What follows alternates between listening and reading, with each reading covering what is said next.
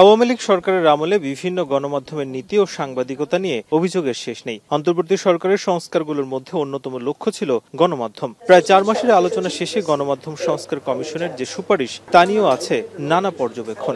সম্প্রচার সাংবাদিকদের পক্ষ থেকে সেসব পর্যবেক্ষণ তুলে ধরতে বিভিন্ন অংশীজনদের সঙ্গে মতবিনিময় করেছে ব্রডকাস্ট জার্নালিস্ট সেন্টার বিজেসি। যারা বিট করে সেই রিপোর্টারদেরকে আপনারা নিজেদের কর্মী বানিয়ে ফেলেন এবং আমাদের রিপোর্টাররাও ওই বিটের ওই দলের কর্মী হয়ে যায় এবং আপনারা বলেন যে অমুক হাউজে অমুক অমুক আমাদের লোক। এই আমাদের লোক বলাটা আপনারা বন্ধ করবেন।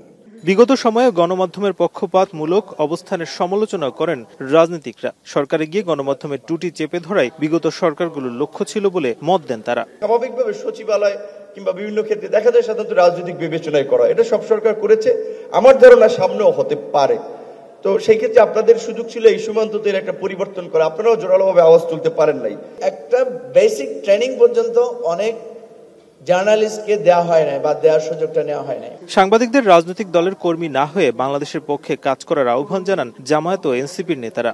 তারা সাংবাদিক হিসেবে কাজ করবেন না করবেন সেটা একটা লাইসেন্স দিবেন বা সেই জায়গাটাকে তারা সুনির্দিষ্ট করবেন।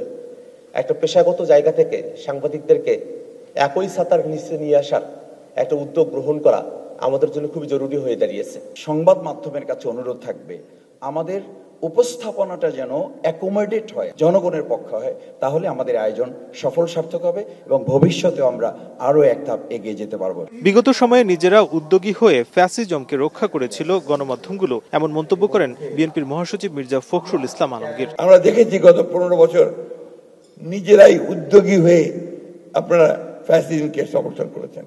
এটা আমাদের ঢাকা, এই দেশের মানুষের ঢাকা। তো সেই জায়গাগুলোতে আপনাদেরও কমিটমেন্টের প্রয়োজন আছে যে আপনারা ওই জায়গাগুলো থেকে নিজেরা বাইরে থাকবেন, আপনাদের কমিটমেন্ট থেকে জনগণের কাছে আপনারা স্বাধীন সাংবাদিকতা করবেন।